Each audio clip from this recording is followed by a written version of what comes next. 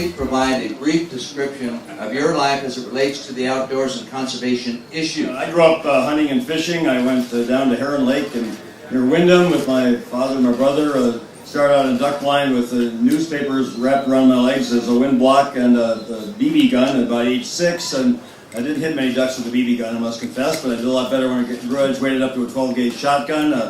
Been fishing all my life up on Lake Vermilion with my grandfather's cabin.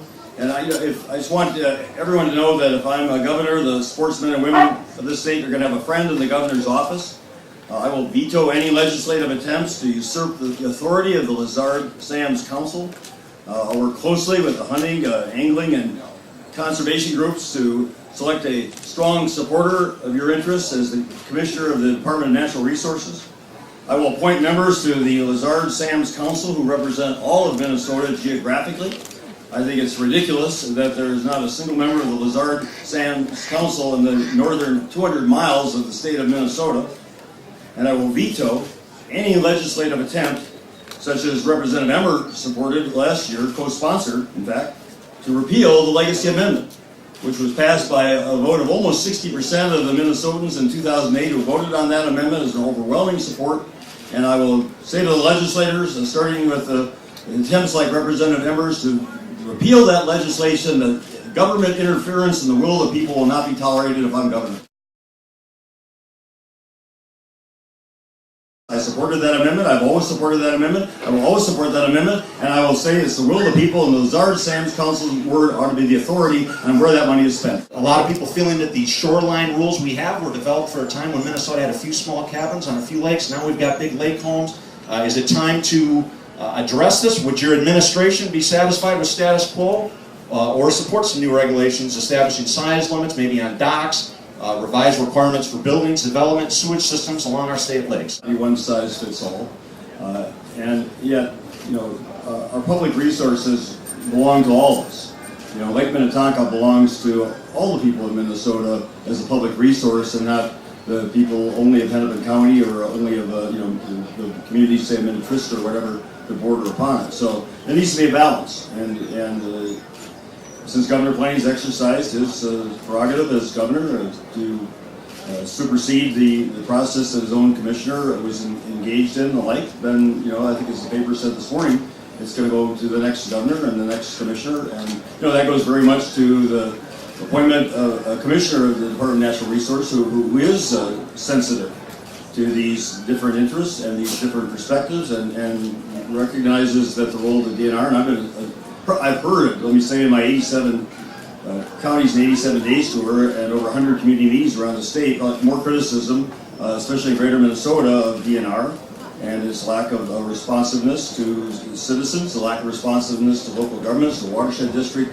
the chairs and members, the citizens, leaders of Minnesota. And I wanted a commissioner of DNR who's going to listen to people, who's going to listen to all the people, and is going to insist that that agency be responsive to the differences. As one farmer up in Warren said to me, if we could just combine the walk the land wisdom of those of us in Warren with the expertise of St. Paul, we get a lot more done.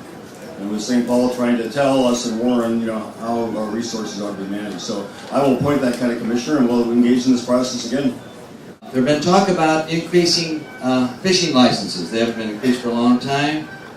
Real quickly, Mark, we'll start with you. Your views on increasing hunting and fishing license fees. We have more fishing licenses per capita in Minnesota than any other state. We want to be careful about how we're competitive with other states. Our tourism industry depends heavily on the summer fishing activities, and citizens of Minnesota. And the other side, you've got that money is dedicated to the DNR for the very important work that they do that improves habitat and improves fishing and hunting around the state. So it's a balance, and I would get the commissioner of DNR to sit down with all the sportsmen's groups and anglers and others who are concerned about this, and we'll strike a balance. We need to manage the public resources we have now to maximize their quality for people who want to go camping, and state parks for people who want to go hunting and fishing on publicly owned lands, and that ought to be priority number one. I'm sympathetic to the concerns about public acquisition in areas, especially like Koochiching County, where I believe it's about 88% of the county is publicly owned land.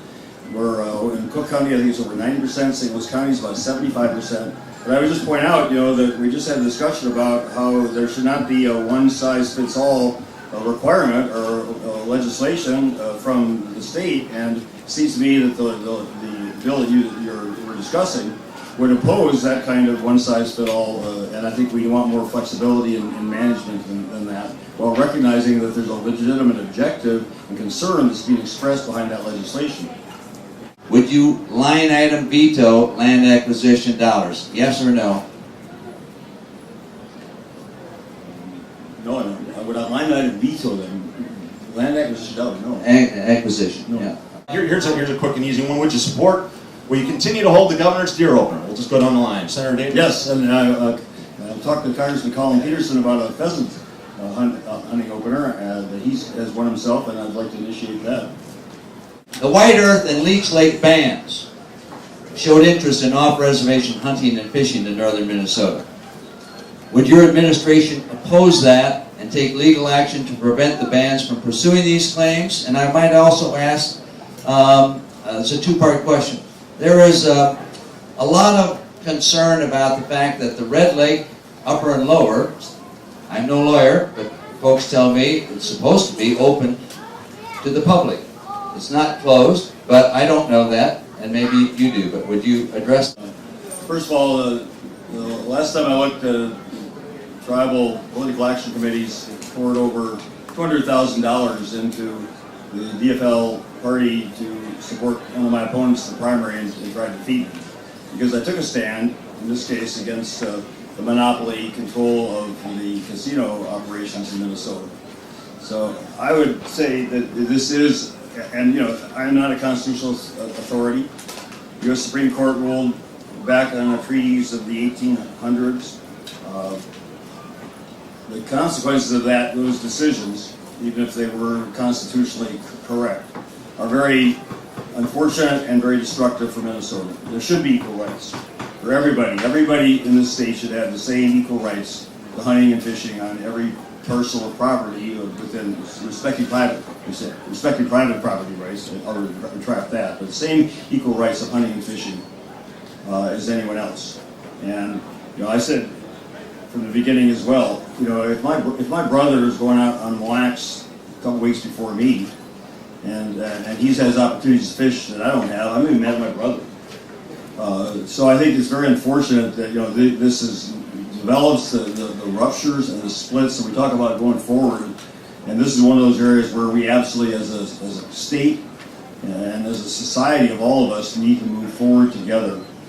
And as governor, I will, I think you said it well, Mr. Warner, be actively sitting down with tribal leaders and saying, what can we do to get these matters resolved so they're not destructive to all the citizens of this state?